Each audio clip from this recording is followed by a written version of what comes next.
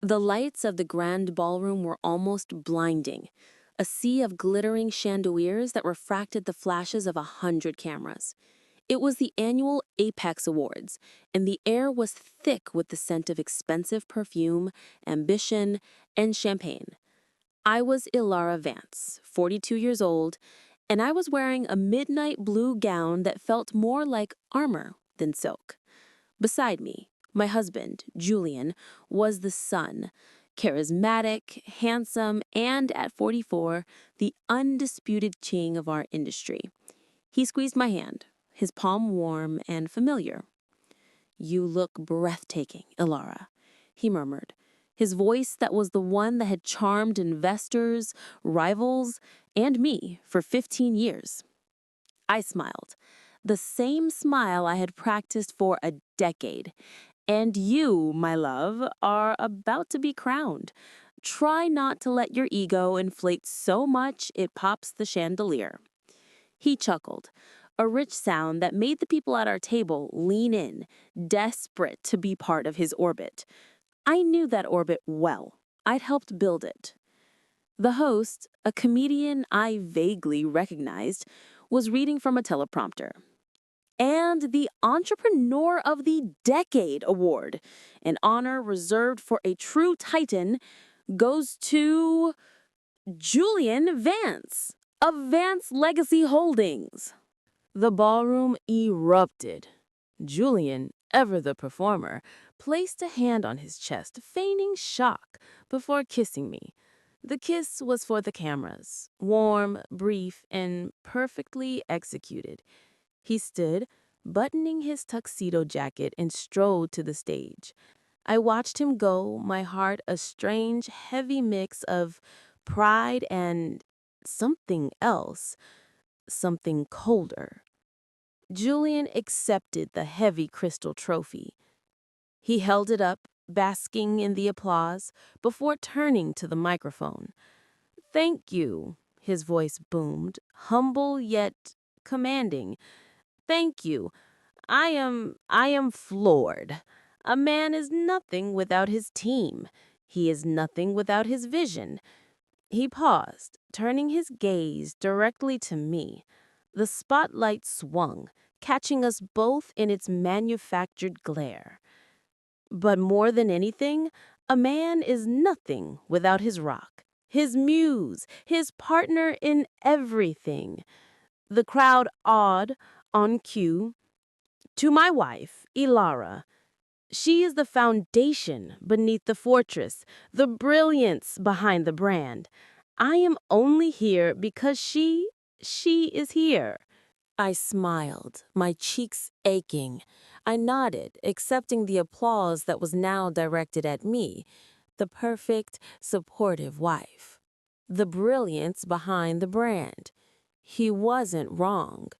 What Julian didn't tell them was that Vance Legacy Holdings was built on my legacy. 15 years ago, I was Ilara Creston, a top-of-my-class MBA graduate with a $20 million inheritance from my father, a man who had built his own tech empire from a garage.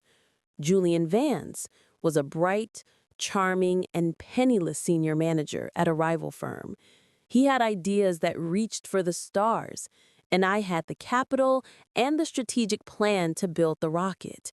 My father's one condition before he passed was that the inheritance, the seed money, be placed in a trust, the Creston Legacy Fund. It was meant to be the launch pad for my own dynasty, not just a line item on my husband's balance sheet. I had willingly shared it. I loved him. I believed in us. I believed we were building our legacy. The company's original business plan wasn't just based on my thesis. It was my thesis. I was the architect. Julian was the face. And for a long time, it worked. We were unstoppable, the power couple. As Julian finished his speech, thanking people I had hired and strategies I had written, my gaze drifted. Across the room, near the lavish seafood tower, stood a young woman. She couldn't have been older than 25. She was wearing a red dress that was too tight, too bright for this crowd. She wasn't clapping, she was just watching Julian. Not with the adoration of an employee, but with an intensity that was possessive, hungry. As Julian walked off the stage, trophy in hand, his eyes scanned the crowd. For a split second, his gaze didn't find me.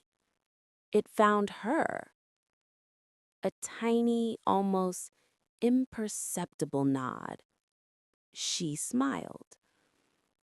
I felt a chill, sharp and immediate, cut through the warmth of the ballroom. I told myself I was imagining it. I was tired. I was the wife of the entrepreneur of the decade. I was paranoid. But as Julian returned to the table, wrapping his arm around my chair and smiling for the table's selfies, I knew, with the kind of cold certainty that settles deep in your bones, that the foundations I had built were no longer stable. The fortress was under siege, and I, the architect, had just seen the first crack. The following Monday, the Entrepreneur of the Decade trophy was already displayed in the lobby. Julian's victory tour continued with a company-wide town hall. "We can't rest on our laurels," he announced, pacing the stage in his signature open collared shirt, projecting visionary. "The next decade requires new blood, fresh perspectives." This, apparently, was my cue. That afternoon, he called me into his office, the one I had designed, with the panoramic view of the city. "Ilara, darling," he said, too casual, "I want you to meet Amelia Reed. She's a strategy consultant I've brought on for a few weeks." The woman in the red dress was now in a crisp white pantsuit. Up close, I could see the expensive, subtle makeup, the sharp intelligence in her eyes. This was not a girl. This was a weapon. "A pleasure, Miss Vance," she said, her voice smooth, her handshake firm. "I've heard so much about you. You're a legend." "Ilara, please," I said, my smile just as firm, just as false. "And I'm not a legend. I'm the Chief Financial Officer. Welcome." Amelia has some fascinating ideas about restructuring the legacy fund, Julian said, moving to stand beside her, his hand resting on the back of her chair. My blood ran cold. "The legacy fund? It's a trust, Julian. It doesn't need restructuring. It funds our R&D. "Exactly," Amelia chimed in, her voice bright. "But it's passive. We think it could be active. We're looking at a new, confidential acquisition, a real game changer. Project Legacy, we're calling it." "We?" I asked, my voice quiet. "The company," Julian corrected himself quickly, seeing my expression. "Amelia has been invaluable in identifying the target." "I see. A consultant who is now involved in our most sensitive M&A strategy. You've moved quickly, Miss Reed." "The market waits for no one, Ilada." The undermining began subtly, like a hairline fracture. In the Tuesday strategy meeting, I presented the quarterly financials. "Our projections are solid," I concluded, "but I'm advising we hold 15% in reserve. The market is showing signs of volatility." Amelia, who was now suddenly on the executive committee, spoke up. "That seems overly cautious, doesn't it?" All eyes turned to her. She continued, "If we're not reinvesting that 15%, we're losing potential. As Julian always says, fortune favors the bold." Julian, who had never said that in his life, nodded sagely. She has a point, Alara. Why are we being so conservative? I stared at him. Julian, you agreed to the 15% hold last week. It was your idea to hedge against the materials cost hike. He waved his hand, annoyed. I'm re-evaluating. We need to be agile. Let's move on. Amelia, tell us about Project Legacy. It was a masterful sleight of hand. He was taking my strategies, my caution, and painting them as fair. He was taking her recklessness and painting it as vision. A week later, the real cracks appeared. I was reviewing the expense logs, a habit I never relinquished. My father used to say, a company bleeds from the small wounds. I saw a new, massive expense line. Project Legacy, consulting fees. The total was just shy of $1 million. The vendor? AR Strategies, LLC. I ran a search. AR Strategies, LLC had been formed 3 weeks ago. The sole proprietor was Amelia Reed. I printed the document and walked to Julian's office. He was on a call, laughing. He waved me in. I have to go, he said into the phone, his tone intimate. My wife is here. He hung up, his smile fading as he saw my face. What's wrong? I placed the paper on his desk. $1 million, Julian? For a consultant who's been here 3 weeks? A consultant whose company didn't even exist a month ago? He had the grace to look uncomfortable, but only for a moment. He adopted his patient husband look. Ilara, I told you, Project Legacy is confidential. This is standard. We had to create a new vendor ID to maintain secrecy. Secrecy from whom? Me? The CFO? The co-founder of the company? The executor of the trust you're trying to gut? My voice was rising. Lower your voice, he hissed, glancing at his glass door. You're being hysterical. Hysterical? I am being rational. This is a massive red flag. Who is Amelia Reed, and why are you funneling $1 million to her shell company? He stood up, his taller frame looming over me at the desk. He was using his intimidation posture. It had worked on rivals. It had never worked on me. She is a consultant, Ilara, and she is brilliant. She's bringing us an opportunity that will double our value. And what opportunity is that? You haven't shown me a single file. It's not on the server. Project Legacy is a black hole, Julian. It has to be. It's sensitive. Ilara, baby, he said, his voice softening, reaching for me. I recoiled.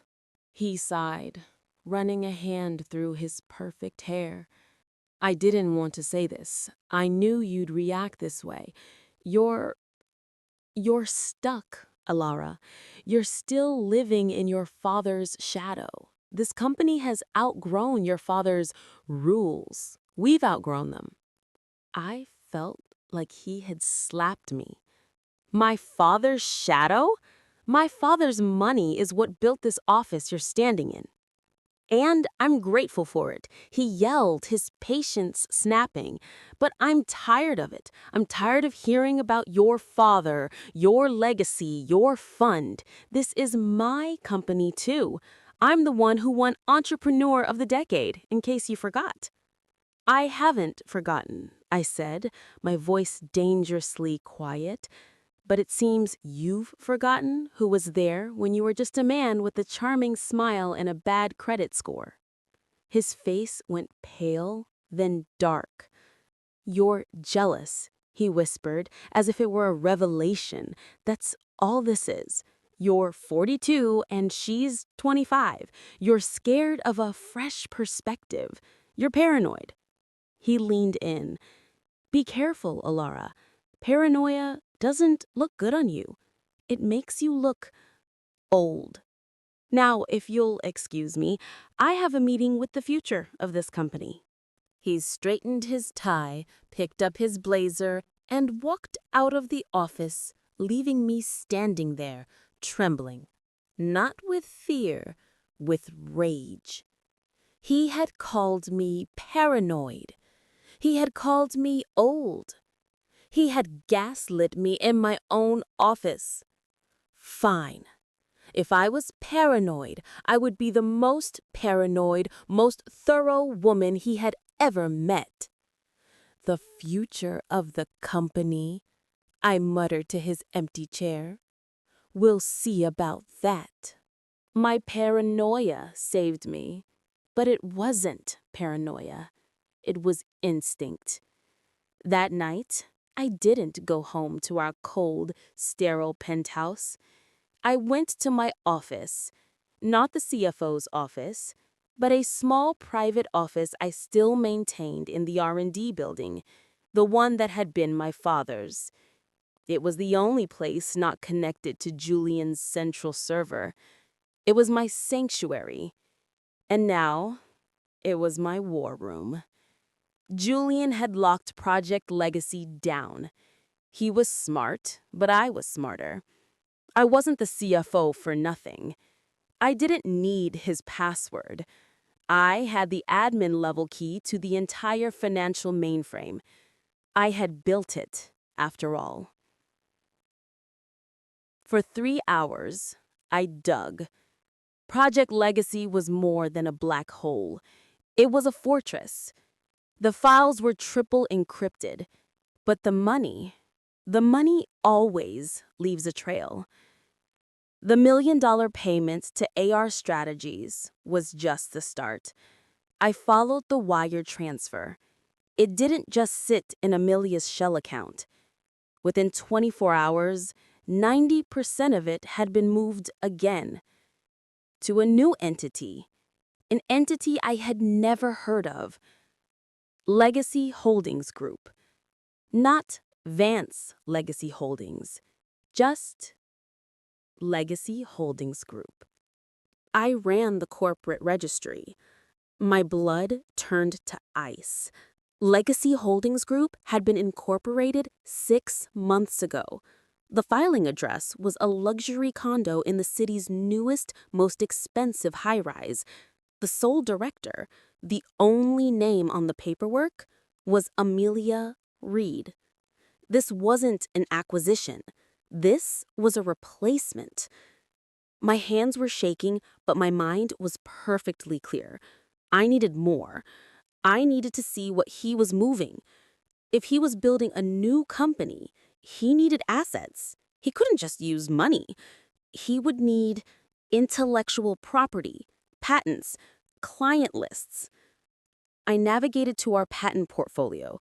Our most valuable asset was Helios, the revolutionary solar panel technology that my father had been developing when he died. I had finished it. It was our crown jewel. It was my crown jewel. I opened the file. Transfer pending. The status read in bold red letters. Transfer pending to Legacy Holdings Group. Approved by Julian Vance. Co-signed by Julian Vance. My breath hitched. The company bylaws, which I wrote, required 2 board-level signatures for any IP transfer. Julian was a CEO. I was a CFO. He had signed both slots. He had forged my approval. This wasn't just gaslighting. This wasn't just undermining. This was theft. This was a corporate coup. He wasn't just building a new life with her. He was funding it with mine. I worked all night. The coffee was bitter, but my fury was sharper. By 5 a.m., I had it all. He wasn't just transferring Helios. He was transferring our top 5 client contracts. He was moving our entire R&D pipeline. And the source of the funds? The source he was using to build this new parasitic company? He was drawing directly from the Creston Legacy Fund, my father's trust. He had found a loophole, a loophole I, in my love-blind trust, had helped create. I had given him spousal access to the fund's liquidity line for emergency operational expenses, and he was draining it, calling his betrayal an emergency. He was systematically, brick by brick, dismantling the empire I built and using my father's bricks to build a new one for her. I printed everything. The wire transfers, the forged patent application, the corporate registry for Legacy Holdings Group, the lease for the luxury condo. I went home. It was 7 a.m. Julian was just finishing his morning run, his skin glowing with sweat. "Ilara," he said, startled. You were out all night. I was worried." "Were you?" I asked, my voice flat. I walked past him, into the kitchen, and set the stack of papers on the marble island. He followed me, wiping his face with a towel. "What's this? The quarterly reports? I told you, you're being too—" "Who is she, Julian?" He froze. "Who? Amelia? I told you, she's—" "No," I said, turning to face him. "Not the consultant, the woman you're building a new life for, the woman you're giving my father's legacy to." I slid the first paper across the island, the corporate filing for Legacy Holdings Group. His face went white. He looked from the paper to my face. The charming, charismatic mask was gone. In its place was a cold, hard stranger. "You've been spying on me," he said, his voice low. "I've been doing my job, the job I taught you." I pushed the next file, the wire transfers. "You're bleeding us dry. You're transferring assets. You're funding a shell company." I pushed the last file, the patent transfer. My signature forged in his clean, arrogant hand. "And you're stealing. You're stealing my father's work, my work." He didn't deny it. He didn't even try. He just stared at the papers, his jaw tight. Then he looked up, and his expression was a revelation. It wasn't guilt. It was relief. "You were never meant to see that," he said quietly. "I was never meant to. You were stealing my company from under me, and I was just supposed to, what, not notice?" "No," he said, and his voice was filled with a chilling, genuine logic. "I'm not stealing it. I'm saving it. I'm protecting it." "Protecting it from me?" "Yes, from you." He slammed his hand on the counter, and I flinched. "From your sentimentality, your obsession with the past, my father's legacy, my father's rules. Your father is dead, Alara. He's been dead for 15 years. I felt the blood drained from my face. I couldn't speak. He saw his opening and pressed on, his voice a torrent of long-held resentment.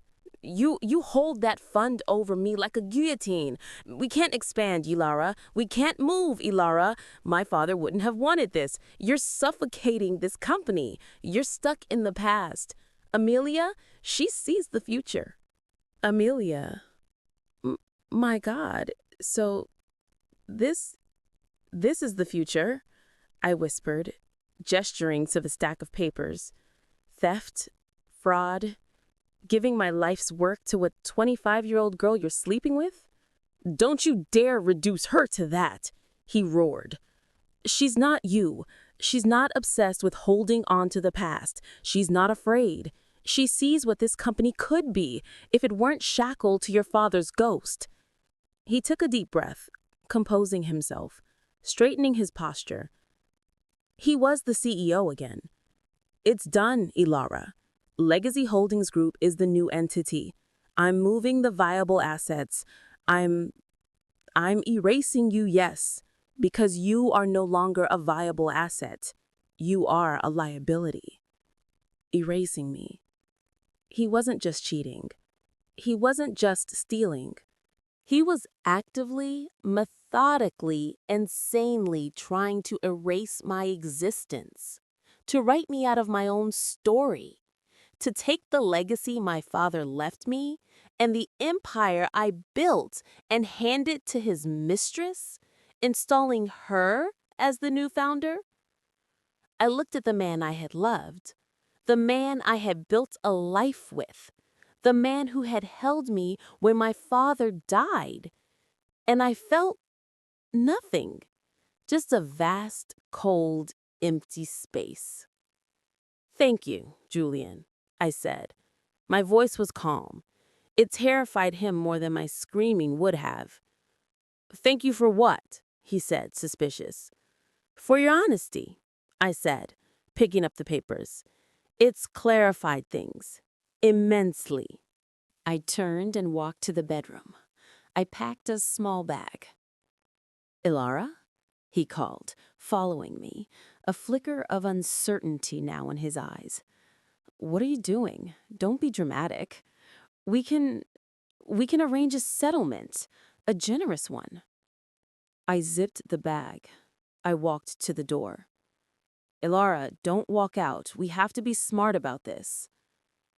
I paused at the door, my hand on the knob. I looked back at him. "You've mistaken my grief for weakness for a long time, Julian. But you've just made a fatal error."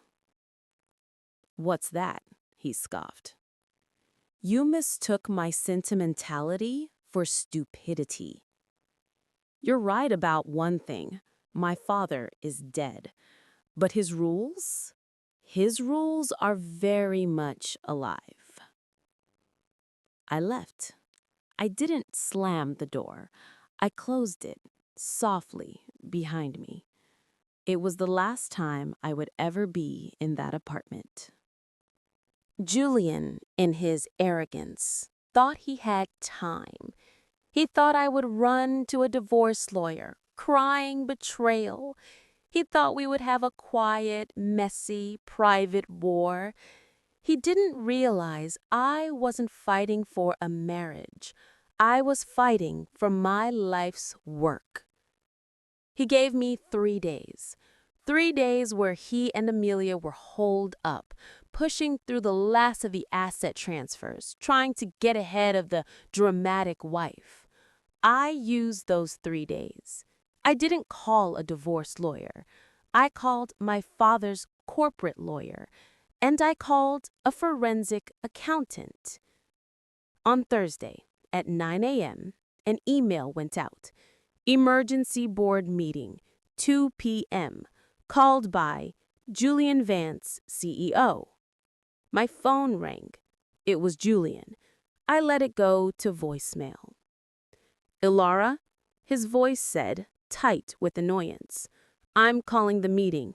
It's time to restructure the board. Be there. Don't make this uglier than it has to be." He was going to oust me. He and Amelia had been working the other board members, poisoning them against me, painting me as the emotional, conservative anchor holding them back from the future.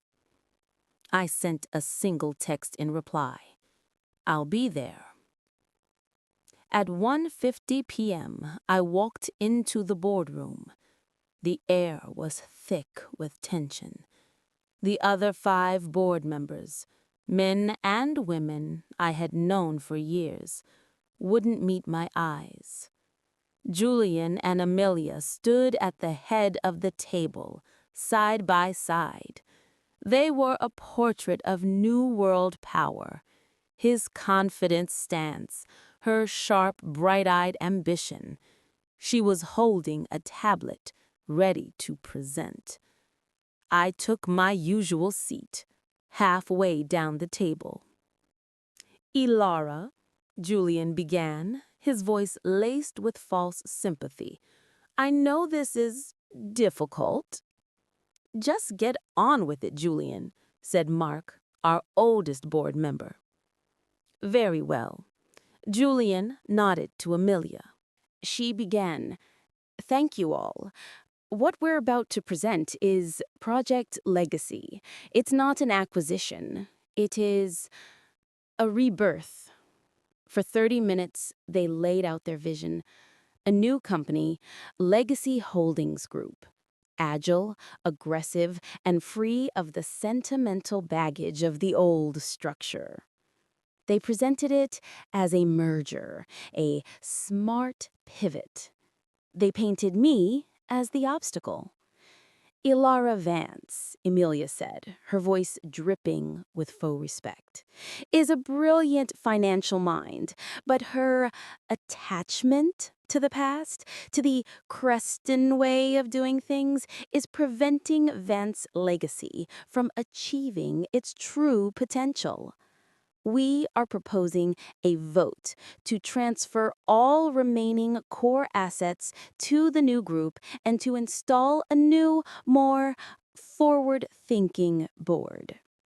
She meant ousting me. Julian stepped forward. "This is the future. I know it's sudden, but I've already secured the Helios patent and our top client contracts. The new entity is already viable. This is a formality. We need a unanimous vote to dissolve the old and embrace the new. I move to vote." Emilia smiled, her eyes on me. "All in favor?" Julian's hand went up.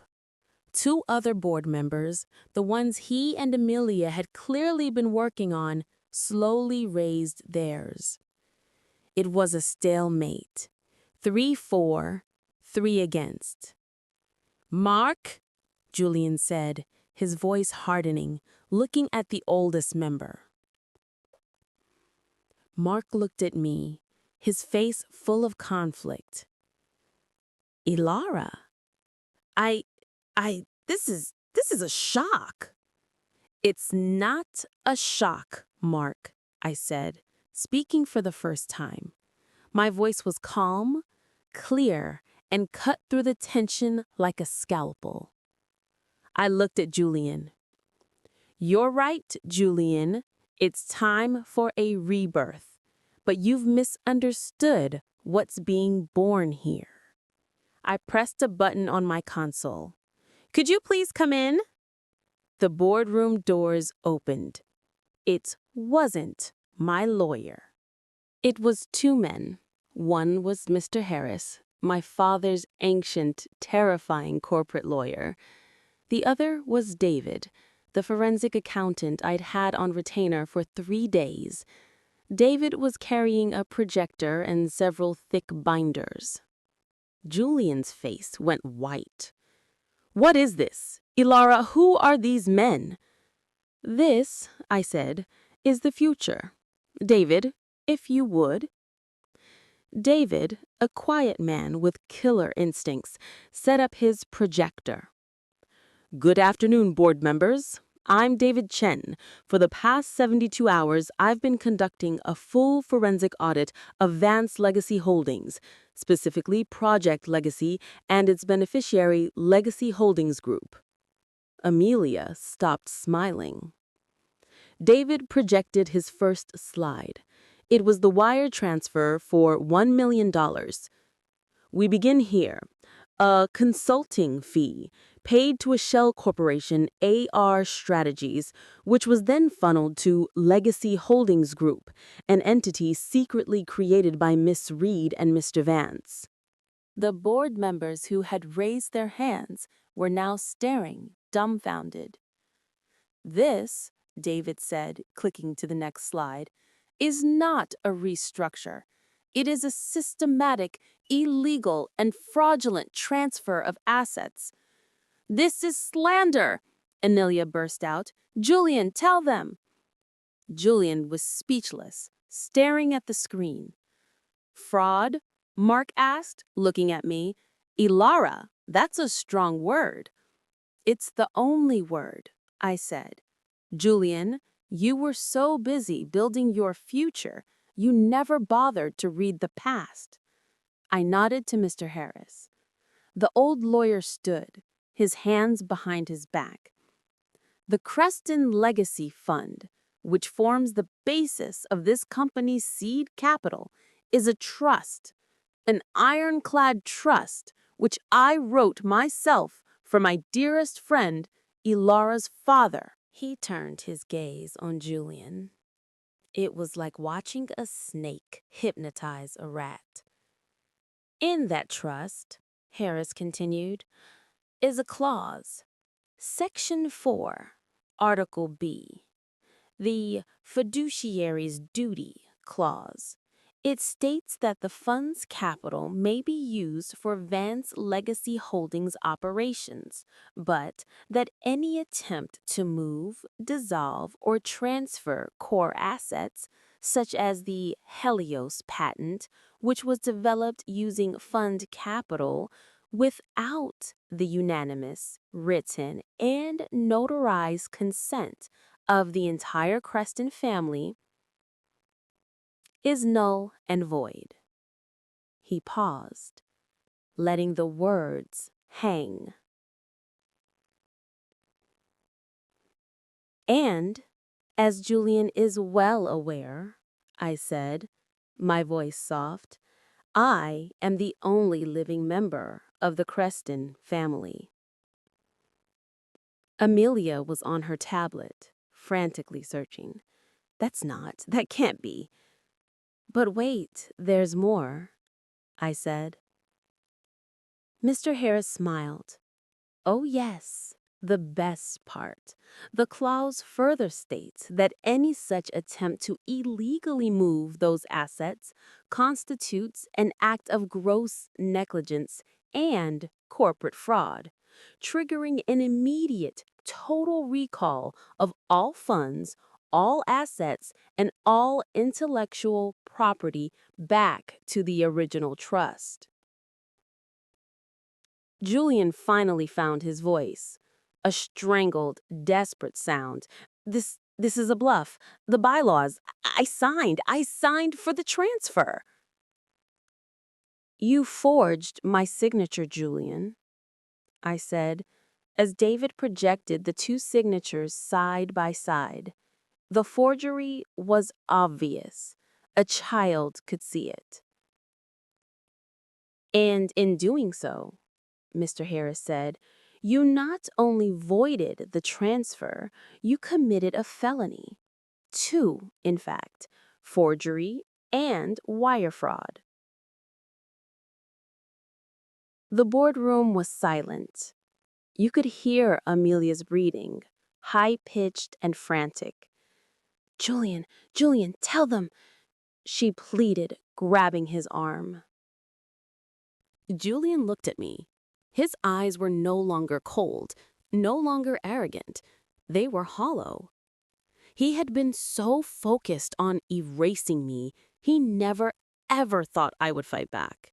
He thought my love for the company, for him, would make me fold. I stood up. It seems, Julian, that Project Legacy is dead. You haven't built a new company. You've just committed career suicide and destroyed this one. No, one of the board members who voted with him whispered.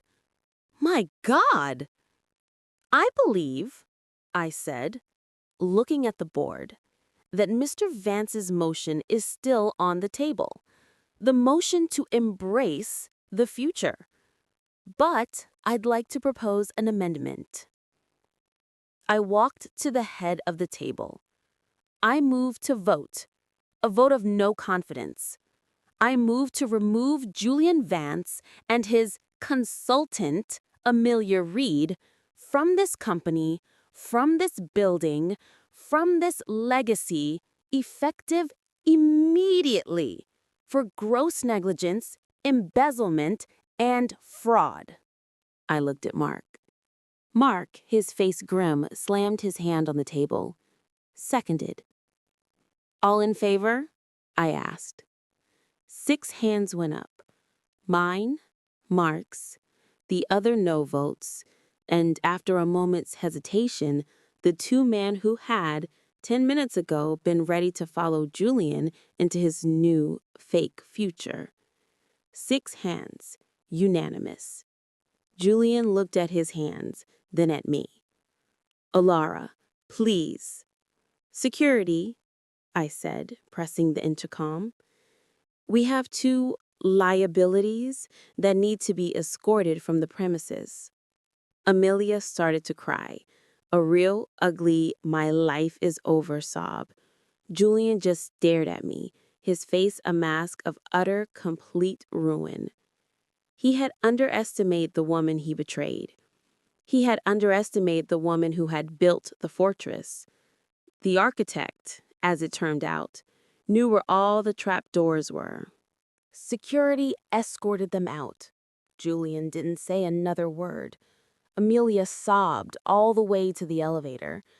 The sound echoed in the silent, stunned boardroom. When the doors closed, I was left alone at the head of the table. The binders of evidence sat in front of me. The victory, the clean surgical execution, felt hollow. My company was bleeding. My life's work was in shambles. My marriage was a catastrophic, fraudulent wasteland. I had won the battle, but the war for survival was just beginning. I sat there, in the silence, for a full hour. Then I picked up the phone. I called our PR team. I called our legal team. I called the R&D department. The next 6 months were the most grueling, agonizing, and liberating months of my life. The legal fallout was brutal. Julian, facing criminal charges, tried to paint me as a vindictive, scorned wife. But the evidence, the cold, hard, factual evidence, was undeniable. He and Amelia had been partners in fraud. The company nearly went under. We lost clients, we lost investors. The board members who had sided with Julian resigned in disgrace. The ones who stayed worked 20-hour days with me. We bled, but we didn't die. I didn't just rebuild. I remade it. I sold the penthouse. I sold the expensive art. I poured every last cent of my personal, non-trust fund wealth back into the company. I met with every employee, from the janitors to the head engineers. I was honest. I told them we were broken. I asked them to help me fix it. And they did. 6 months after the boardroom takedown, I stood on another stage. Not a glittering award show, but the factory floor of our R&D facility. Behind me was a new sign. It didn't say Vance Legacy Holdings. It said Creston Dynamics. My father's name. My name. "Today," I said, my voice echoing not from a microphone, but from my own strength. "We are not just a company. We are a promise. A promise that vision, true vision, is not about taking, it's about building. It's about a legacy not of a name, but of the work." The applause was real. A year after the takedown, I am in my office. My new office. It's smaller than Julian's with fewer views, but it's mine. The Helios patent, now fully secured, hangs on the wall, framed. My new assistant, a competent, professional woman in her 50s named Grace, enters. "Ilara," she says, "the 4 p.m. acquisition call is ready, and the bank confirmed the final transfer." "Which transfer?" "The last of the court-ordered restitution from Mr. Vance's accounts. It's done. He's paid." I nodded. I'd heard Julian took a plea deal. He was out, but he was ruined. No money, no reputation. He was a ghost in the industry he once ruled. Amelia had disappeared entirely, rumored to have moved back in with her parents. "Good," I said. "Put the call through, Grace." She smiles. "And Ilara, the Entrepreneur of the Year committee called. They'd like to nominate you." I look at her, and for the first time in nearly 2 decades, my smile is not armor. It's real. "Tell them I'm honored," I said, "but I'm too busy working." Grace nods and closes the door. I'm left alone, citing new documents, new contracts for my company. I think back to that night when Julian, in his arrogance, told me he was giving my legacy to another woman. A legacy. He thought it was the money. He thought it was the name. He thought it was the trophy. He was wrong. A legacy isn't something you can steal. It isn't something you can give away. A legacy is something you build every single day with your own 2 hands. He forgot. I'm the one who knows how.